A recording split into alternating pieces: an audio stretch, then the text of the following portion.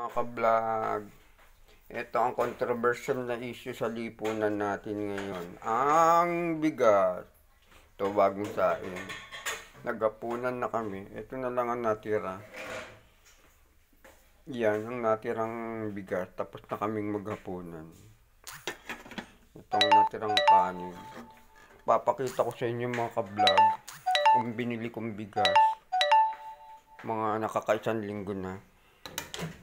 Ito mga ka-vlog, ang lalagyan ng bigas namin. Pinuno ko siya ng isang kabang bigas. Ang ginastos ko dito ay mayigit mga 2,500 para lang mapuno ito. Hindi ko alam na bababa pala ang presyo ng bigas. Nabili ko rin to sa mahal na halaga. Dahil nga sabi ko tuloy-tuloy ang pagtaas para kahit anong mangyari.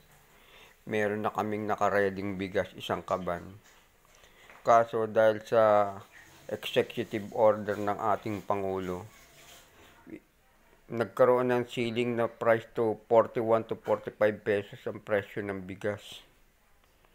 Which is suportado ko naman yan. Maganda ang hangarin ng ating presidente.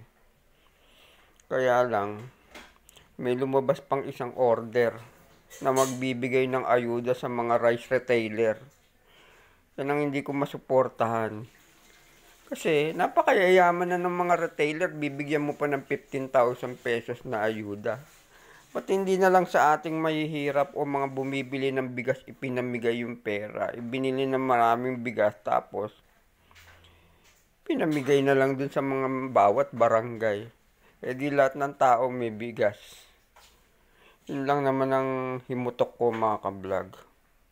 Sana naintindihan nila na napakalaking halaga sa mahihirap yung 15,000. Samantalang sa mga retailer, bali wala yung 15,000. Milyon-milyon mga pera nun.